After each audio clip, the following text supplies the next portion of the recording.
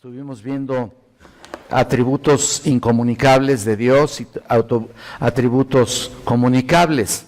¿Sí se acuerdan o no? ¿Cuántos tienen su hojita? Seguramente a algunos les faltó. Allá nuestro hermano Mario Medina puede pues darles su hojita para que estén pues ahora sí que entendiendo algunos aspectos. Bueno, ¿se acuerdan que los atributos incomunicables eran la aciedad, simplicidad, inmutabilidad, infinitud? ¿Se acuerdan? Esto solamente es un panorama, ¿verdad? Todavía no nos metemos al punto de ver lo que dice nuestro hermano Pink, o lo que escribió nuestro hermano Pink, y que realmente fue trascendental. Y bueno, también su eternidad, omnipresencia. Luego los atributos comunicables, ¿se acuerdan? Que era soberanía, sabiduría, bondad, amor, santidad, justicia, veracidad y soberanía limitada. Luego vamos a ver eso por qué. Omnisapiencia, misericordioso, etcétera, etcétera. Y luego también vimos varios ejemplos para entender la maravilla de estas cualidades de Dios. Varios ejemplos importantes con respecto a los atributos. Es tan solo un resumen de cada uno, les dije, pero después vamos a ampliar cada concepto. Por ejemplo, Dios es infinito, ¿se acuerdan? Vimos el Salmo 92, el 102:12, Efesios, Pedro, Primera de Reyes, ¿se acuerdan? Isaías, Hechos. Y bueno, noten que tanto es infinito como personal. Eso es lo más importante. Mira, es algo que yo me maravillo constantemente cuando estoy estudiando estas partes de nuestro Padre Celestial. Me maravillo porque, imagínense, es infinito y además es personal, ¿no? De lo maravilloso que es a lo personal que es para ti todos los días, ¿no? Qué maravilla, ¿no? Entonces, ahí está, y eso es lo que dice Wayne Grudem en la enseñanza de la Biblia. Dios es infinito y personal, es infinito en que no está sujeto a ninguna de las limitaciones. ¿Se acuerdan que vimos eso? Limitaciones de la humanidad ni de la creación en general. Es mucho más grande de todo lo que ha hecho y mucho más grande que todo lo demás que existe. Que pensemos que existe, ¿no? Y bueno, eso lo dijimos. También vimos que Dios es eterno. El segundo punto que estuvimos viendo es otro ejemplo y otro gran atributo maravilloso que descubrimos en la Biblia en Génesis 1:1. ¿Se acuerdan lo que dice ahí en Génesis 1:1? En el principio. O sea, no es porque Dios haya tenido específicamente un principio, ¿no? Esto es simplemente para darnos a saber que Dios antecede a la creación. Cuando dice en el principio es porque antecede a la creación. Y eso es increíble. Y por supuesto porque es eterno, ¿no? Entonces, Dios en realidad no tiene un principio. Tenemos que entender bien que no tiene un principio, Salmo 93:2, tampoco tiene un fin, Deuteronomio 32:40, y el Salmo 102:27. Siempre Dios ha existido y siempre existirá. No podemos tener limitaciones para eso. Cuando dice en el principio, por supuesto que no está hablando de Él, ¿no? Obviamente está hablando de la creación, y ahí está muy claro. Entonces, por lo tanto, es correcto decir que la eternidad es el tiempo de la vida de Dios, supóngase así. Aun cuando pudiera yo tener la oportunidad de explicarlo, mi mente no da para más. No, por inteligente que yo pudiera ser o genio, bueno, tengo mi genio, pero no, eso es aparte. Sí, ¿no? Como cuando estás enojado, concédeme un deseo, ¿no? Te dicen. No tengo genialidad de ninguna manera, ni la quiero tener. Qué horror.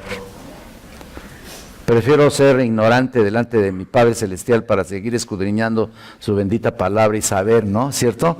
Enriquecerte de lo que Él es y saborear lo maravilloso que Él actúa con nosotros.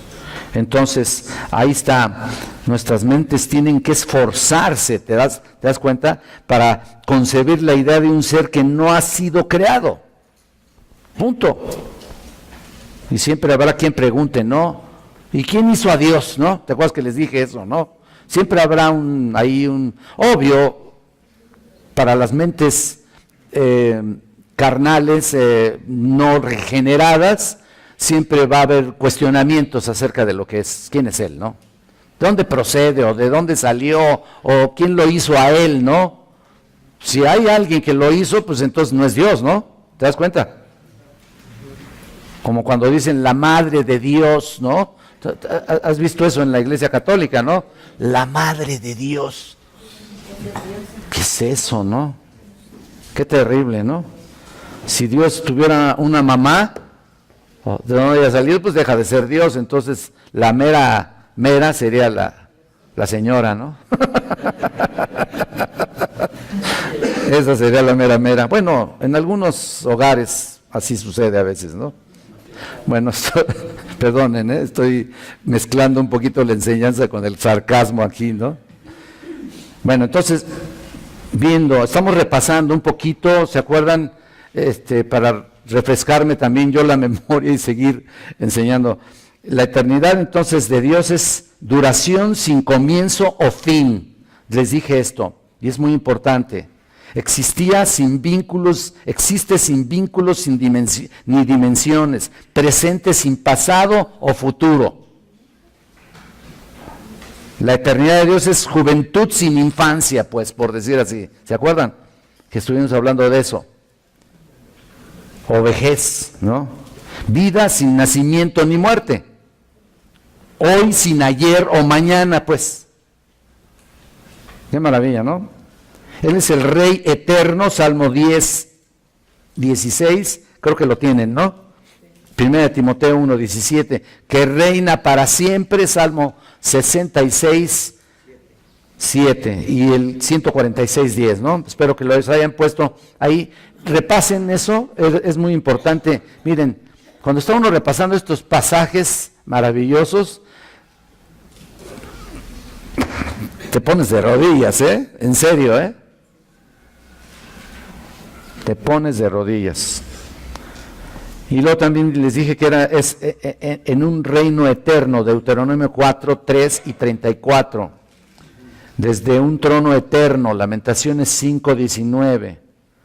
Entonces, Abraham fue el primero en descubrir como el Dios eterno. Vimos Génesis 21, 33 y vamos a refrescar la memoria nada más con esto. Y ahí es donde realmente me quedé. Vamos a ver 21, el capítulo 21, nada más para darle un pequeño repaso a este concepto que es maravilloso. 21, 33. Y él dice, y plantó Abraham un árbol tamarisco en Berseba, e invocó ahí el nombre de Jehová, Dios eterno. Así. Moisés habló también de la eternidad de Dios. El eterno Dios es tu refugio y acá bajo los brazos eternos. Deuteronomio 33, 27. Ahí nos quedamos. Entonces, seguimos hablando de la eternidad. Mira, no porque nos vamos a quedar aquí toda la eternidad con el inciso de la eternidad, pero realmente es amplísimo, ¿no? En una clase, miren, no pudiéramos terminar para nada. De hecho, creo que lo que voy a hacer en los atributos de Dios es realmente darles fragmentos. Sinceramente, para estudiar los atributos de Dios se necesita toda un seminario, pues, y aún así les puedo decir con toda seguridad que no acabaríamos. A Dios no terminas de estudiarlo, nunca. Entonces la eternidad de Dios también la sugieren pasajes que nos hablan de Él, que Él es el principio y el fin, ¿te acuerdas? Eso no lo vimos. El alfa, yo soy el alfa y el omega. Y esto es maravilloso, ¿no? No porque Él, otra vez volvemos al punto, ¿no? No porque Él tenga un principio en particular, ¿no? Él es, el que era y el que ha de venir, el Todopoderoso. ¿Te acuerdas que dice Apocalipsis 1:8? Esto también se indica en el uso de Jesús del verbo en el tiempo presente, que implica una existencia presente continua. Cuando respondió a los adversarios, ¿te acuerdas? A sus adversarios judíos, estaban ahí queriéndolo acosar, y él les dijo, antes que Abraham fuese, ¿te acuerdas? ¿Qué? ¡Wow! Es una expresión maravillosa. La expresión yo soy es una expresión de eternidad, es una expresión de la presencia misma del Todopoderoso. Ahí en Juan 8:58. Y esta afirmación en sí misma es implícita del nombre de Dios, el yo soy. Yo soy el que soy. ¿Te acuerdas cuando dice en Éxodo 3:14? Punto, yo soy el que soy. Maravilloso. Es un maravilloso nombre que también sugiere una existencia presente continua. Dios eterno, ahí está, yo soy, que existe eternamente. Hay uno de los que estaban ahí con Job, obviamente en el libro de Job, que estaba rebatiéndole ahí en algunos puntos, decía algunos puntos importantes. Eliú añadió su alabanza, y les voy a dar esa cita, Job 36, 26, 36, 26, apúntenlo, que dice, he aquí Dios grande y nosotros no le conocemos, dice. ¿Te acuerdas? Ni se puede seguir la huella de sus años. Qué maravilla, ¿no? Job 36, 26. Y David dijo de él, Jehová permanecerá para siempre. Obvio que estaba hablando de un presente continuo ahí, pero obviamente estamos hablando de también en la eternidad, en el pasado. Por supuesto, ahí está el Salmo 9, 7, que lo puedes checar también. Isaías habló también del Señor como Padre eterno. De hecho, cuando nosotros empezamos a orar, ¿no es cierto? Empezamos Padre eterno y poderoso, y wow, así decimos algunos atributos de Dios en nuestras oraciones, ¿no? Pero no sabemos ni qué decimos, ¿eh? Se los digo de verdad, ¿eh? No sabemos ni por qué estamos diciendo eso. Y ahí está el punto, ¿no? Y bueno, Daniel también le llamó el anciano de días, ¿te acuerdas? En Daniel 7, 9, 13 y 22. Daniel 7, 9, 13 y 22. Habacuc le preguntó a Dios también, ¿no eres tú desde el principio? Habacuc 1, 12. Todos estos pasajes para que nos demos cuenta de su eternidad. Todavía no terminamos ese punto, ¿no?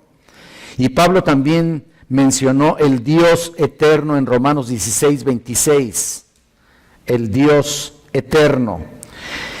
Y bueno, también les digo, a lo largo de la Escritura se maneja la presencia del Todopoderoso, del Dios eterno. Básicamente el Dios eterno. El escritor de la Epístola de Hebreos también citó lo que Dios el Padre es, y le dijo al Hijo, tú me perteneces y tus años no acabarán. Hebreos 1, 11 y 12. Ahí está, Dios no viene en la esfera del tiempo, pero usa el lenguaje del tiempo. Escucha esto, Dios no viene en la esfera del tiempo, pero usa el lenguaje del tiempo para acomodarse a nuestro entendimiento. Mira, si con lo que tenemos apenas podemos entenderlo, apenas podemos ahí saborearlo, ¿qué será, no? ¿Qué será de nosotros, no? Realmente si no tuviéramos su bendita palabra, no entenderíamos. Por eso la gente dice, no, la Biblia se contradice. Pues claro que para ellos se contradice, ¿no? Porque ellos no entienden, pero ni soca de nada, ¿no? Y ahí está. Entonces, ahí está. Dios no vive en una esfera del tiempo, como les dije, pero usa el lenguaje del tiempo para acomodarse a nuestro entendimiento finito. 1000 años, por ejemplo, delante de tus ojos son como el día de ayer que pasó y como una de las vigilias de la noche. Salmo 94, apúntenle. Lo estoy literalmente repitiendo, el Salmo 94. Otra vez se los digo, 1000 años delante de tus ojos son como el día de ayer que pasó y como una de las vigilias de la noche. Y Pedro también nos recuerda que para el Señor un día es como 1000 años y 1000 años como un día. ¿Tú puedes eso razonarlo? ¿Cómo puedes razonar eso? ¿Quién pudiera razonarlo, no? Nadie, de verdad, no podemos entenderlo con esta mente torpe, finita, acostumbrada, quién sabe cuántos años al pecado. ¿Quién va a entenderlo? Y aún redimida, por supuesto que no lo entendemos, pero lo creemos, ¿no es cierto? Ahí se estriba todo el aspecto, ahí es donde está toda la esencia real, por fe. Ya. El Señor no cuenta el tiempo como nosotros. Ahora, ¿cuán importante es reconocer que Dios es eterno? Hay un conocido teólogo, hubo un conocido teólogo español, Francisco Lacueva. Él afirma lo siguiente, y se los voy a leer así tal como lo escribió, ¿no? Dice, la eternidad de Dios es una perfección que nos interesa de modo especial, porque si sabemos que nuestro Dios siempre ha existido y nunca dejará de existir, podemos estar seguros de que todo lo que nos afecta está siempre bajo su control directo. Por si te falta un poquito de fe, ahí la tienes. Hay que aumentarla porque todo lo que Él hace, todo lo que Él dice, todo lo que dejó plasmado, toda su creación está controlada por Él, hermanos. Hasta la menor, hasta la más mínima partícula de átomo, Él está al control. Él lo creó, ¿no? ¿Quién más? Aún cuando nos esté pasando lo que nos esté pasando, ¿no? Aún en las pruebas, en las dificultades, en las aflicciones, como lo hemos estado predicando, Él está al control. Él sabe lo que te está pasando. Así que lo mínimo que tenemos que hacer es alabarle. Es la verdad. Y cuenta acerca de Boecio, un filósofo cristiano, allá en el 524 después de Cristo, que definió la eternidad de Dios así. Escuchen, la posesión directa, simultáneamente total, de la infinita vida divina. Otra vez, posesión perfecta, simultáneamente total de la vida infinita, de la infinita vida divina. Esta vida, puesto que es infinita, es divina.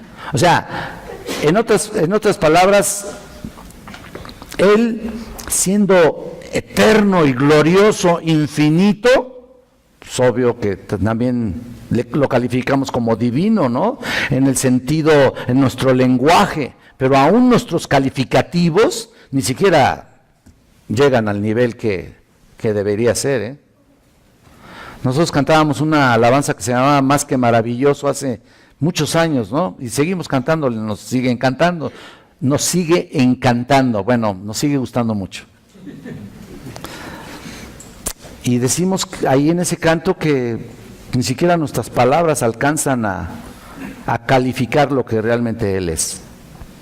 Estamos cortos en nuestro lenguaje, cualquiera que sea, aún en el hebreo. ¿Se acuerdan que el Yahweh, por ejemplo, era un nombre impronunciable? Es un nombre impronunciable, porque no tenía vocales, puras consonantes. ¿Cómo pronuncias eso? Entonces los masoretas, cuando ya vinieron a ponerle las vocales al hebreo, que son unos puntitos que lleva arriba, ya se pudo pronunciar, ¿no? Pero mientras no llevaban esas vocales, el hebreo era impronunciable, o sea, básicamente el Yahweh, ¿no? Entonces, Eso nos ayudó a entenderlo mejor, digo, en lo que cabe, ¿no? Entonces ahí está, esta vida, puesto que es infinita, les dije, es divina, es poseída perfectamente, es decir, tenida y disfrutada por Dios, al contrario de las vidas inactivas, tristes, miserables como la de los impíos y de los condenados al infierno. Bueno, el pensar en la eternidad de Dios debería de llevarnos, hermanos, a la adoración. Y eso es lo que pretendo más que nada, también entenderlo, comprenderlo lo más que podamos para tener una correcta adoración. Al hacer retroceder nuestra mente al comienzo sin principio y arrojar nuestros pensamientos hacia la existencia sin fin, nos quedamos maravillados para realmente adorarle, glorificarle. Cuando nos damos cuenta de que antes de que ningún otro existiera, ahí estaba la Trinidad. Qué maravilla, ¿no? Ahí estaba la Trinidad, Padre, Hijo y Espíritu Santo. Ahí estaba.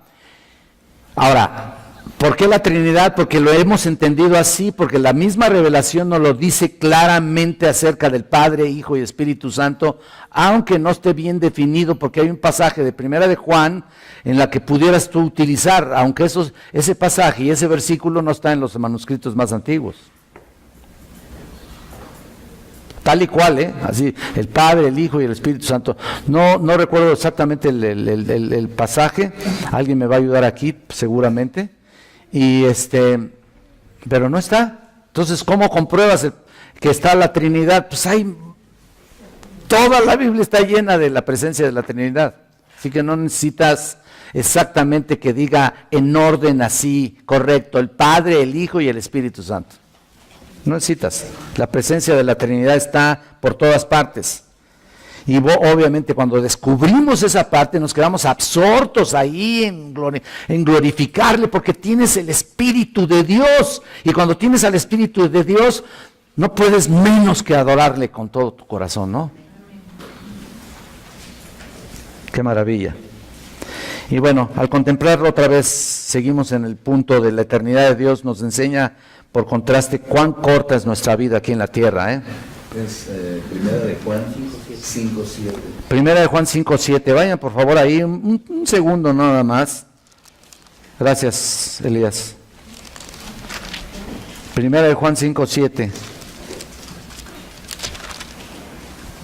Dice, porque tres son los que dan testimonio en el cielo, el Padre, el Verbo y el Espíritu Santo. Y estos tres son uno, ¿lo están viendo? Y tres son los que dan testimonio en la tierra, el Espíritu, el agua y la sangre, y estos tres concuerdan. Ese versículo no está en los manuscritos más antiguos, pero no afecta, por supuesto, porque la presencia del Espíritu Santo está ahí, ¿no? La presencia de la Trinidad está ahí. Entonces, lo que se leería sería de esta manera, porque tres son los que dan testimonio en el cielo, el Espíritu, el agua y la sangre, y estos tres concuerdan, todo lo demás no está. A ver, Alfredo. Primera de Pedro 1:2. Pero esos ya sí están dentro de los manuscritos antiguos. Yo estoy ahorita nada más sacando esta parte que no está. Martita, ¿también me iba a decir lo mismo? No, es que Isaías también me Sí, dice. sí, es que está lleno. Sí. Está lleno realmente. Sí, Romanos 9:5 también. Ahí está, les digo, está llena de la presencia de la Trinidad. Digo, toda la Trinidad incluso es digna de un estudio maravilloso que espero seguir compartiéndoles, porque nos vamos a seguir topando con eso, ¿no es cierto? Con el estudio de los atributos. Entonces ahí está.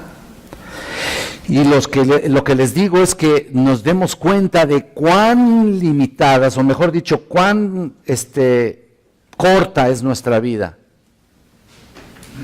Vivas los años que vivas, es muy corta aquí en la tierra y nos mueve a orar de una manera más consistente, nos mueve a aprovechar nuestra vida en lo que verdaderamente glorifica a Él, ¿no es cierto?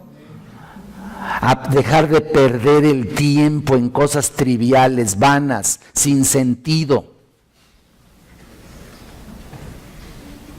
Adorarle como lo que Él es. Por eso el Salmo 90:12, ¿te acuerdas? Enséñanos de tal modo a contar nuestros días que traigamos al corazón sabiduría. Contar nuestros días. Mira, la vida es como la hierba, el pasto, pues, ya sale, ahí está la semilla, crece, pum, vive en todo su esplendor, ¿no es cierto? Una flor sale, crece, vive en todo su esplendor, así asoleada, preciosa, ves flores maravillosas, una flor. Ya no estoy diciendo el pasto porque sería más, más humillante, pero en realidad lo dice Jesucristo, ¿no? Es como la flor del campo, ¿no? Entonces eso nos indica claramente que vivimos fragmentos, o sea, etapas, son pequeños momentos solamente, ¿no? Y ahí está. Entonces hay que contar nuestros días, que traigamos al corazón sabiduría. En otras palabras, que no hagamos tonteras, ¿no es cierto? Que no hagamos tonterías. Que todo lo que hagamos sea para glorificar el nombre del Señor. Porque si Él te salvó, si te dio salvación, si nos dio salvación, pues lo menos que podemos hacer, oye, nos está trasladando al reino de su amado Hijo, fíjate nada más que poquita cosa, ¿no? Y luego todavía en esta vida para echarla a perder, pues no, ¿verdad? Entonces, obvio que los redimidos hacemos lo mejor que podemos, pero hay veces que podemos muy poco. Esa es la pena. Ok, hay un versículo en Juan 9:4 que dice, pues la noche viene cuando nadie puede trabajar. En otras palabras, va a venir el tiempo de la muerte y que ya todo pasó, ya.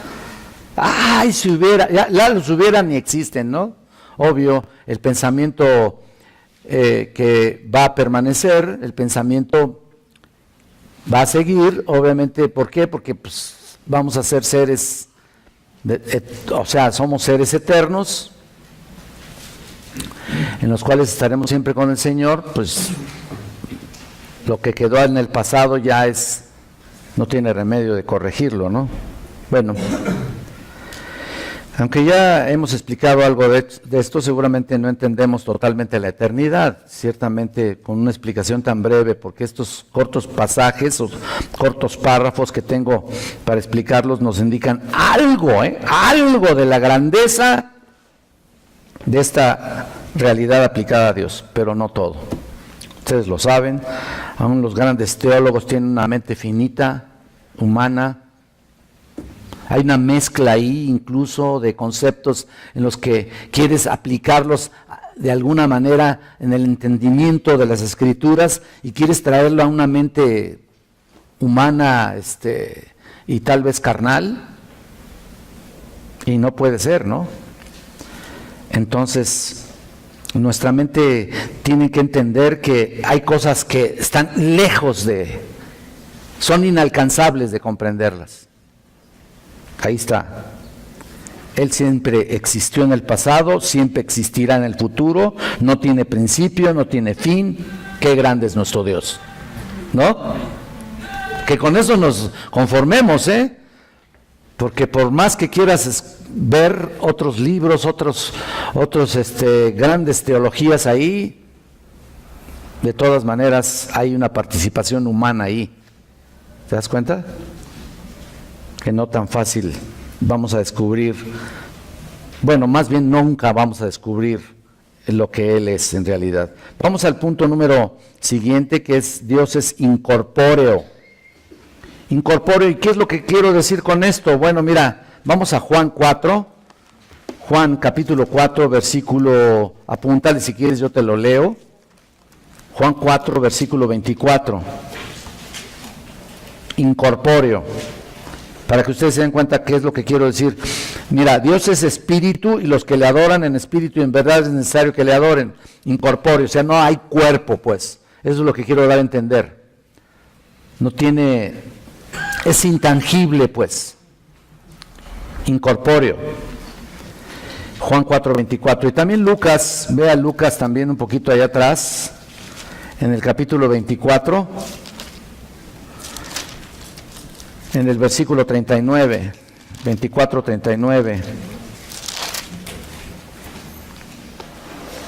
Dice él aquí: mirad mis manos y mis pies, que yo mismo soy, palpad y ved, porque un espíritu no tiene carne ni huesos, como veis que yo tengo. Aun cuando Jesucristo estaba ahí demostrando delante de los apóstoles que había resucitado, de todas maneras, entendiendo eso, tiene un cuerpo glorificado ahí, lo cual en el momento que él lo deseara, dejaría de ser un cuerpo tangible, ¿no?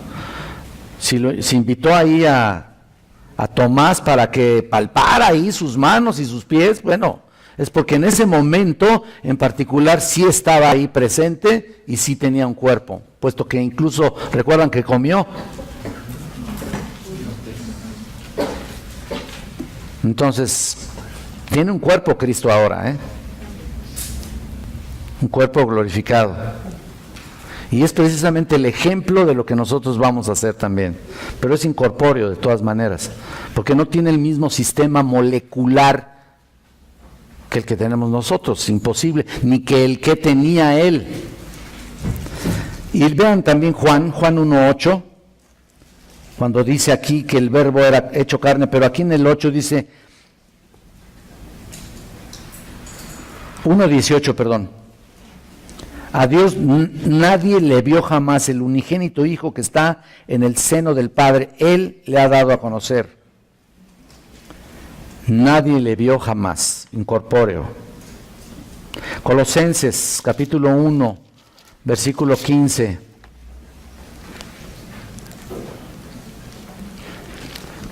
Colosenses 1:15.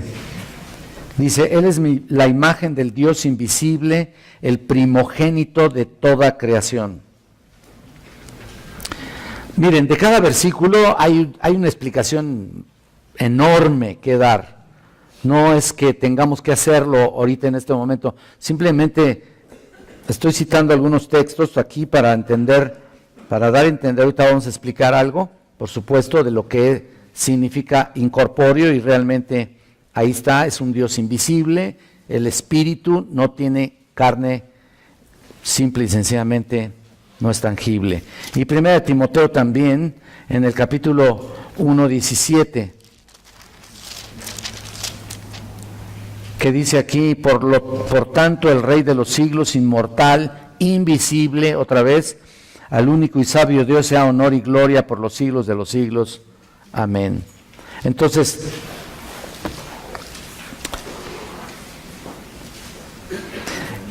tratamos ahora de Dios en su ser o naturaleza. ¿Cómo es Él? Si nos preguntamos, ¿qué características tiene? ¿De qué se compone? ¿No? Si nos ponemos a pensar un poco ahí, ¿qué vamos a decir? No podemos tener ninguna imaginación al respecto, ¿no? La definición de la confesión abreviada de Westminster dice: Dios es espíritu infinito, eterno e inmutable en su ser, sabiduría, poder, santidad, justicia, bondad y verdad. Es una confesión de Westminster, pero es obviamente abreviada, hay una explicación ahí mucho más amplio.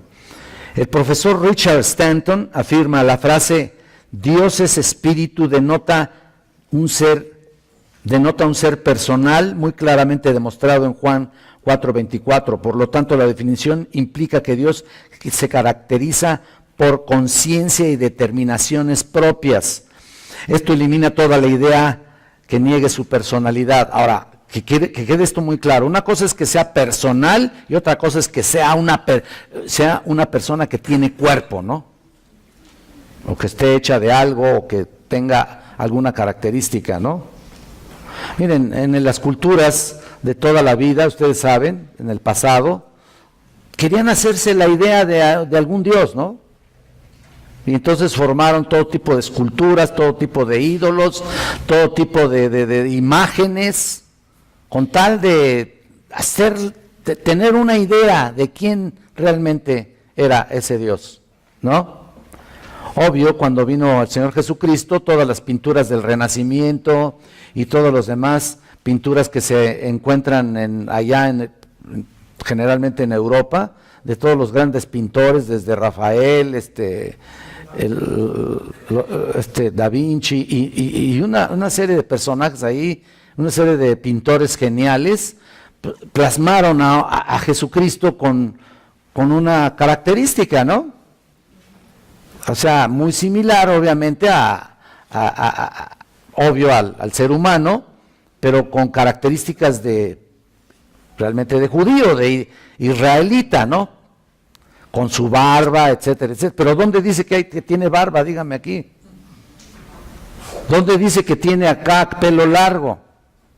De hecho, hay una película ahí que yo compré hace tiempo, el Evangelio de Mateo, donde el actor, pues, con pelo normal, corto, y como que no nos acostumbramos, ¿no? Queremos verlo así con pelito largo, porque era nazareno, ¿no?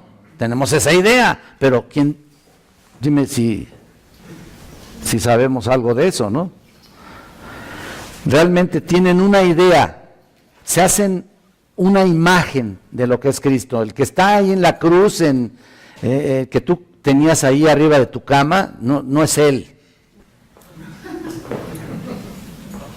No, es que toda la configuración, pues para nada, ¿no? A lo mejor ni siquiera tenía barba, ¿no es cierto? En fin, lo que sí sabemos que es el Dios encarnado. Y eso nos da un panorama maravilloso. Y no solamente eso, sino que tenía autoridad para hablar. ¿Se acuerdan? No como los judíos, ¿se acuerdan? Dice la palabra claramente, sino como quien tiene autoridad. Y obviamente su personalidad debe haber sido impactante, ¿no? Bueno, eso es para darnos una idea del Dios encarnado, por supuesto, pero pensando en el Dios todopoderoso, en el Dios eterno, en el Dios incorpóreo, es un ser solamente espiritual, ¿no? Por ejemplo, hace imposible toda afirmación de los puntos de vista que describen, ¿no? Hay quienes dicen que ¿quién es Dios? Es una fuerza cósmica. ¿Te acuerdas que hay algún loco que pueda decir eso, no? O si no, es un alma viviente y otras tonterías, ¿no? Los Rosacruces. Fuerza cósmica y todo ese tipo. Hodge, uno de los grandes teólogos del pasado y reconocido profesor de teología del seminario de Princeton, escribió en 1860 que dice: cuando decimos que Dios es incorpóreo, espíritu, queremos expresar que lo siguiente. No sé si está en sus notas. ¿No? Bueno, queremos expresar, dice él, número 1, o letra A, negativamente, la parte negativa. Él no posee ni partes ni pasiones físicas, no es compuesto de elementos materiales, no está sujeto a las limitaciones de una existencia material, y por tanto no ha de ser percibido como uno que posee nuestros sentidos corporales. Eso es en el plano negativo, ¿no? Por decir así, no tiene eso. Y en el plano positivo o positivamente, es que es un ser racional que se distingue con una eterna precisión entre lo verdadero y lo falso. Ya vamos mejor, ¿no? Ahí. Es un ser moral en quien puede distinguirse lo correcto de lo incorrecto. Es una ente libre cuyas acciones, todo estamos hablando de lo que dice Hodge, ¿eh? Es un ente libre cuyas acciones son determinadas por su propia voluntad, dice. Es un ser en el que todas las propiedades esenciales de nuestra naturaleza y más aún puede preverse infinitamente. Es el creador, el gobernante providencial del universo. No hay ni una sola iota de características materiales. Y tú sabes lo que es una iota, ¿no? Es algo que bueno, ni en el laboratorio lo vas a ver, ¿no? Y continúa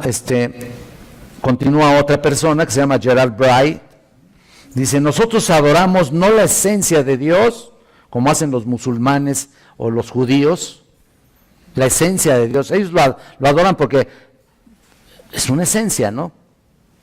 No, nosotros lo adoramos porque es una persona. ¿Se dan cuenta? Es la primera persona de la Trinidad, por decir así.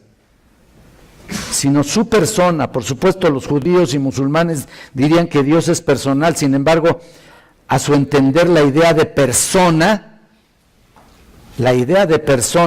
es más bien un atributo de la esencia misma de Dios.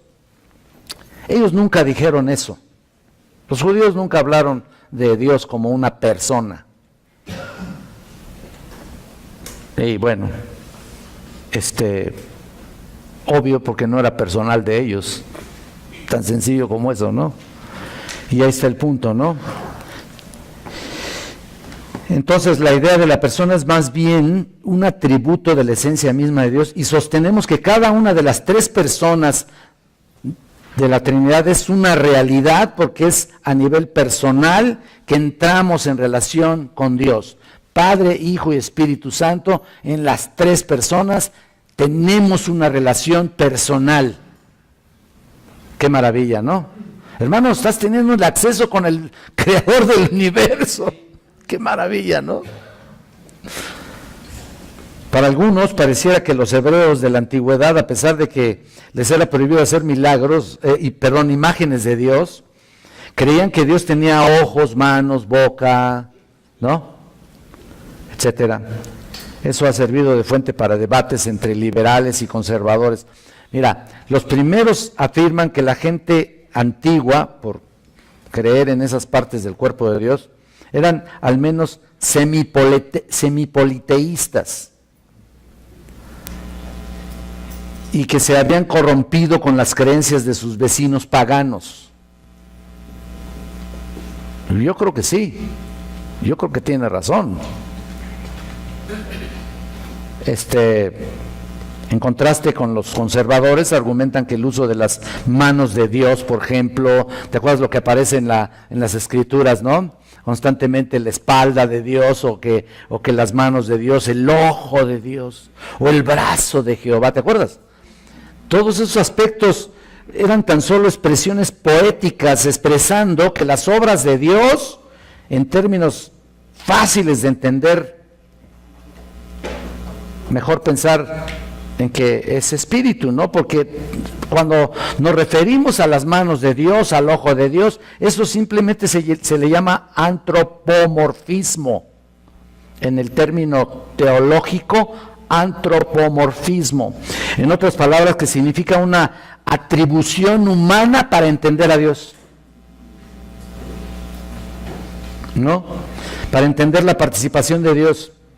Y bueno, de acuerdo con esta segunda línea de pensamiento, decir que Jesús está sentado, por ejemplo, a la diestra del Padre, pues, ¿cuál silla utilizó, no?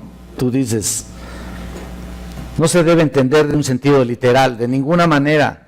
Tiene que ser interpretado en un sentido espiritual, algo simbólico. Cuando así lo hacemos, entendemos que lo que se dice es que Jesús participa del reinado del Padre, ¿no?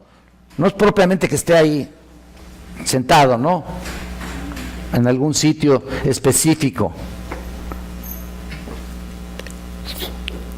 Entonces, al ascender al cielo, Jesucristo tomó las riendas del gobierno espiritual. Es lo que significa cuando está sentado a la diestra del poder de Dios. El hecho de decir la diestra es que le ha dado toda la concesión. ¿Me explico?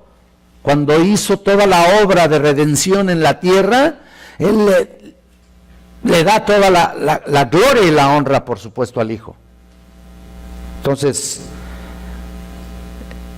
es el resultado de haber sido nuestro Salvador y también nuestro Señor y Rey. Así está. Es decir, que Dios es espíritu, y un sencillo expresar de que Dios se compone de diferentes sustancias o partículas, ni aún de las cosas que no pueden tener existencia independiente, no.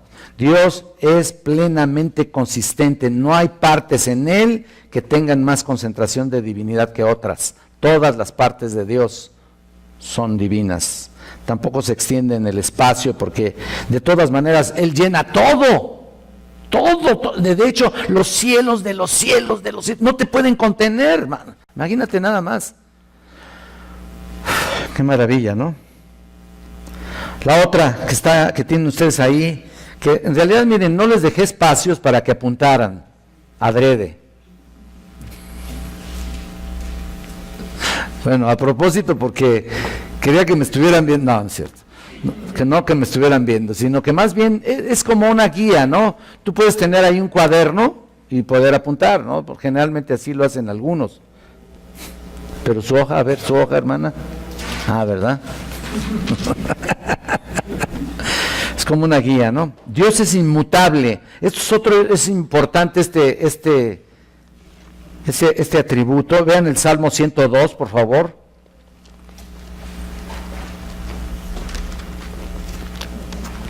...102, versículo 25 al 27.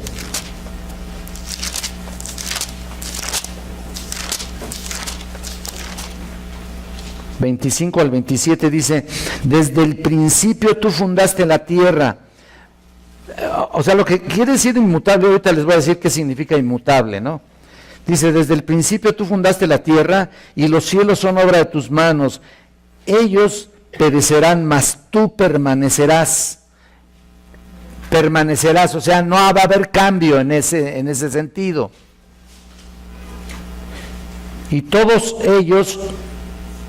como una vestidura se envejecerán, como un vestido los mudarás y serán mudados. Pero tú eres el mismo y tus años no acabarán. Entonces, la palabra inmutable es que Él no cambia, no tiene cambios en Él en particular. Ahora mira, vayan a Malaquías, por favor. Poquito antes de Mateo. Hay algunos que no tienen Biblia, nomás están apuntando. Bueno, no importa. Yo se los leo, hermano, no se molesten. Malaquías 3:6. Porque yo, Jehová, no cambio. ¿Lo estás viendo? Por esto, hijos de Jacob, no habéis sido consumidos. Luego vamos a ver algunos parámetros acerca de eso, porque cuando hablamos de inmutable, obviamente entendemos que Él no cambia, pero sí hay algunos aspectos que sí han tenido alguna alteración. Vamos a ver Santiago.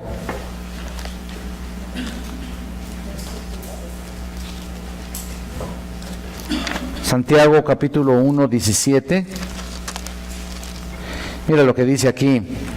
Toda buena dádiva y todo don perfecto desciende de lo alto del Padre de las luces, en el cual, esto es lo más cercano, no hay mudanza ni sombra de variación. Así, perfectamente bien establecido ahí. Ahora, Erickson dice acerca de la importancia del atributo de la inmutabilidad lo siguiente, dice, como Dios es perfecto y no tiene deficiencias en ninguna de las cualidades, es imposible que cambie para hacerse mejor de lo que es. Puesto que Dios es perfecto en todo aspecto de su ser, Él no puede ser cambiado mediante influencias externas porque es perfecto. Confianza que tenemos en las promesas de Dios pueden ser reales únicamente sabiendo que Él es un Dios que nunca cambia. Solo cuando sabemos que Dios no cambia tenemos garantía de la estabilidad ¿cómo se llama? Regularidad y conciencia de las cosas espirituales, incluso de las promesas, mis hermanos. ¿No? Hay promesas, bueno, las promesas en general no pueden cambiar. Ciertamente ahorita les voy a decir, ¿cuánto vamos? Ya se nos acabó el tiempo. Todo porque tienen que ensayar. Vamos a hacer un lado el ensayo. Las cosas son las mismas. No es cierto. Perdón. Si él estuviera en proceso de cambio, escuchen, según declaran ciertos teólogos modernos como, bueno, obvio, ustedes no los conocen, no se preocupen, ni yo. Richard Rice, Clark Pinnock, William Hasker y David Basinger y otros, no podía ser el Dios que persevera o preserva la creación, más bien, preserva la creación, ni el Dios de la providencia. Más claro, ¿no? Si Dios pudiera cambiar respecto a sus propósitos, sería posible que, aunque al escribir la Biblia prometió que Jesús volvería para gobernar sobre los cielos nuevos y tierra nueva, ¿te acuerdas? ¿Podría entonces abandonar ese plan? Y entonces nuestra esperanza de que Jesús viniera por nosotros pues sería vana, ¿no? O si Dios pudiera cambiar respecto a esas promesas que dijimos, ¿cómo podría confiar yo en lo particular en Él completamente en cuanto a la vida eterna? Pues no pudiera yo confiar al respecto. Bueno, vamos a dejarlo hasta aquí, porque también ustedes necesitan urgentemente un cafecito. Se les ve en su cara. Urgentemente ya quieren un pan, ¿verdad? Bueno, de todas maneras la próxima semana vamos a darles un repaso a esto, porque me interesa ver algunos aspectos de los cuales sí ha habido cambios, pero les voy a decir por qué. Vamos a orar. Señor, terminamos este día, te pido que bendigas, Padre, este tiempo, este momento. Ayúdanos a entenderte lo que más se pueda.